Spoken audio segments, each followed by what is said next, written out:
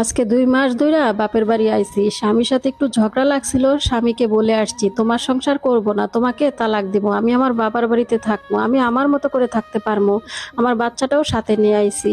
সবাইরে একটা কথা বলি, স্বামীর সাথে ঝগড়া কইরা লাগে 2 দিন না খাইয়া থাকো, তারপরেও বাপের বাড়িতে কেউ যায়ও না, বাপের বাড়ির বোঝা হইতে যায়ও না, কেউ তালাক নিও না। আমি কিন্তু তালাক নেই নাই, স্বামীকে এমনিই বলে আসছিলাম। তারপরও আজ আমি বাবার বাড়ির মানুষের কাছে বোঝা হয়ে গেছি।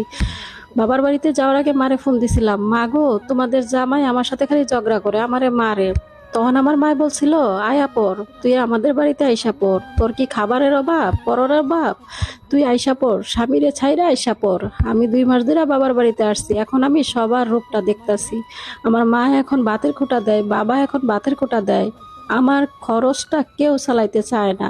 আমি আমার বাবা মার কাছে এখন বোঝা হয়ে গেছি। একটা সময় ছিল যখন আমি স্বামীর সংসারে থাকতাম, তখন মাস শেষে আমি বাজার খরচের টাকা বাঁচাইয়া আমি আমার বাপ মার কাছে পাঠাইতাম।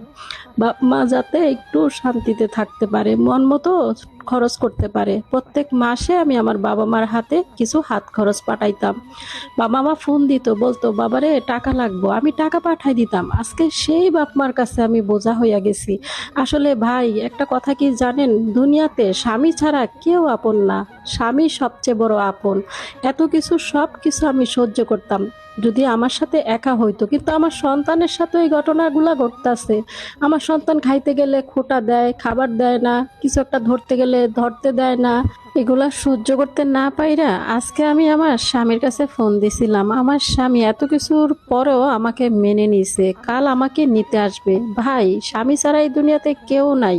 একটা বিবাহিত নারীর জীবনে স্বামী ছাড়া কেউ নাই। এই 2 মাসে আমি এটা বুঝতে পারছি যে খুব ভালোভাবে, যে স্বামীর কাছে এবার যদি যাই, আমি আমার স্বামীকে আর কোনো দিন কষ্ট দিব না, তার পা ধরে পড়ে থাকবো সারাটা জীবন। বাবার বাড়ির নাম আর কোনোদিন নিব না।